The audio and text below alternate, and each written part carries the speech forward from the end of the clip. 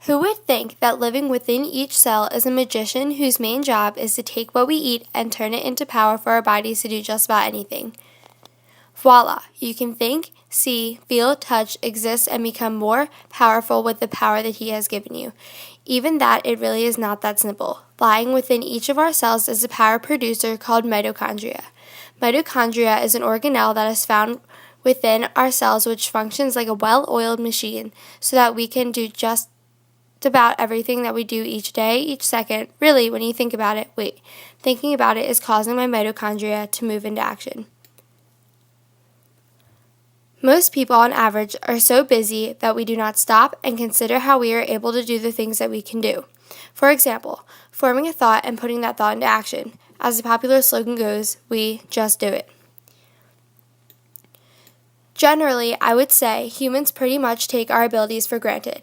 At times, we are either overly boastful about our abilities or down about how we are not what we think of as perfect. We don't examine ourselves on a microscopic level. I'm here to help you think about yourself on a much smaller level. Your body and your cells under a microscope are miraculous. I wish that I could talk about all the small things about our cells. However, today I'm going to focus on a piece of what makes our cells function, that is mitochondria. A human being with normally functioning cells powered by mitochondria can literally do amazing things. However, if that magician, mitochondria, loses his touch, if the power converter starts to get shaky or fall apart altogether, then big problems occur. The power is fading, the cells are getting weaker, and soon the person starts to fall apart. Take an athlete like myself as an example of mitochondria. I have the ability to perform a full twist layout. Here is a diagram of a full twist. Like mitochondria, if any one piece of this tumbling skill fails, then I will come crashing down hard. But when every piece fits together perfectly, I am able to perform something amazing. This is how mitochondria works too. If any piece of this puzzle falls apart, if any one piece is not in place, serious damage can occur to a person's body.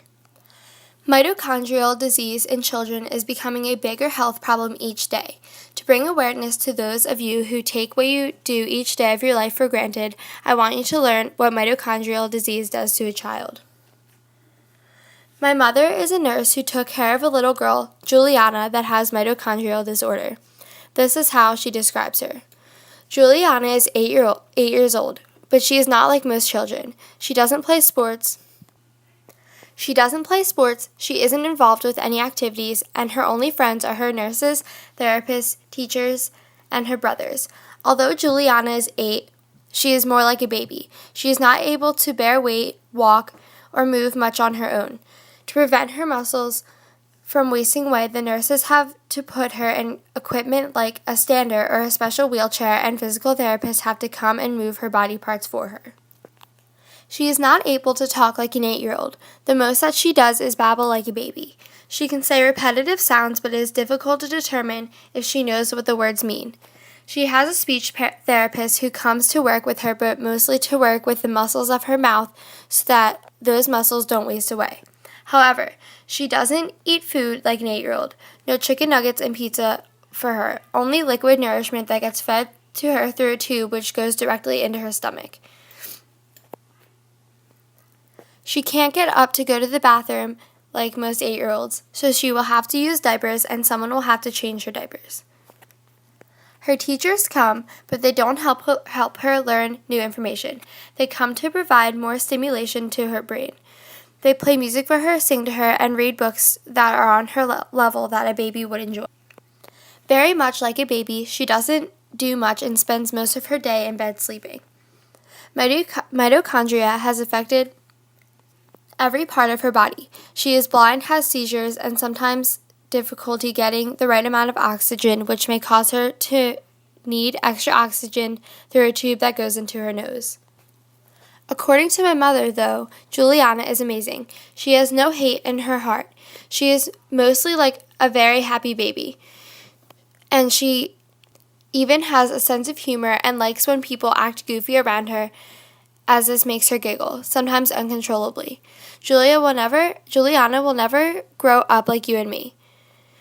She will never experience all of the great times ahead of us.